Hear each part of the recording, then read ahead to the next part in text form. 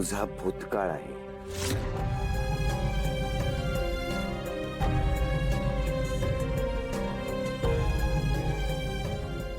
पण हा तुझा वर्तमान काळ आणि भविष्य सुद्धा. अथर्व, भूतकाळात अडकून पडलेला माणूस कधीच सुखी नाही होऊ शकत. आणि तो स्वतःच काय, इतरांना, आपल्या जवळच्यांनाही सुखी नाही करू शकत.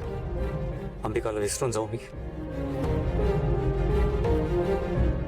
अथर्व, भूतकाळात अडकून पडू नकोस याचा अर्थ असा नाही होत की तू अंबिकाला विसरून जा. पण त्याच आठवणीत अडकून राहणं हे योग्य आहे का? मला माहिती आहे अंबिकावर तुझं खूप प्रेम होतं. आहे.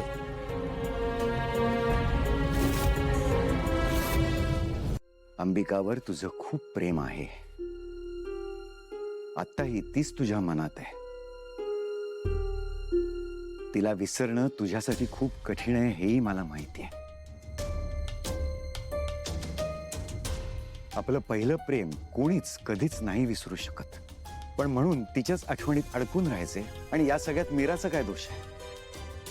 तुझ्या वेदासाठी म्हणून मीरा कसलाही विचार न करता त्या लग्नाला बसली. ही खूप मोठी गोष्ट आहे अथर्व. तिने खूप मनापासून ते सगळं केलं. आत्ताही ती जे काय करते त्यामध्ये तिचा काहीही स्वार्थ नाहीये. मग तिच्या मनाचा तू विचार करायला नकोस का? बाबा, आपण या विषयावर नको बोलूयात प्लीज. नाही अथर्व, तुला ऐकावं लागेल. तुला सांगावं लागेल की तू मीराचं प्रेम का स्वीकारत नाहीस ते. बाबा, मी दुसरं लग्न करायला का तयार झालो होतं सगळ्यांना माहिती आहे.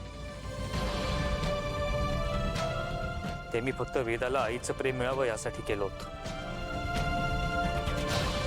मला माहिती नव्हतं की माझं लग्न मीराशी होणार आहे.